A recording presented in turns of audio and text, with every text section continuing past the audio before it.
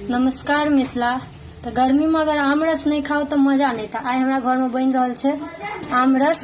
तो हम आम के एखन पहले अच्छा से गाड़ के निकाल रहा है मम्मी। तकर बाद फिर एक मिक्सर में द के अच्छा से आमरस बनायल जते।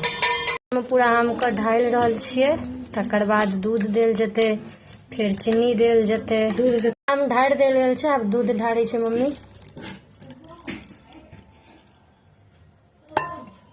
अब एमे चीनी सेहो देल जते जे स्वाद कनी मीठगर है। चीनी दऽ देलकै, देख रहल छियै चीनी देल जाइ छै।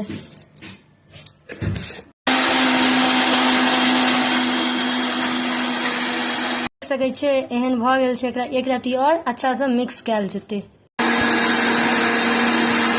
दूध दऽ कऽ फेर नीक से मिला देल गेल छै और आमरस बनि गेल छै। में निकाल दिलिए हाँ। आप सब गोटा खेबे। सबसे पहले हम सब आमरस के भगवान लगन भोग लगा दिलिए, लक्ष्मी गणेश के आमरस के भोग लगेलिए। तकर बाद हम सब पीबे। आमरस के टेस्ट कर रहल छै हमर बहिन। केहन बनल छै गे? वाह, बड़ा नीक बनल छै। मम्मी गई एहने आमरस एक दिन और बनई है। ठीक छै, बना देबो। अहाँ सब गोटा कमेंट में बताबू जे ककरा ककरा आमरस नीक लागैया।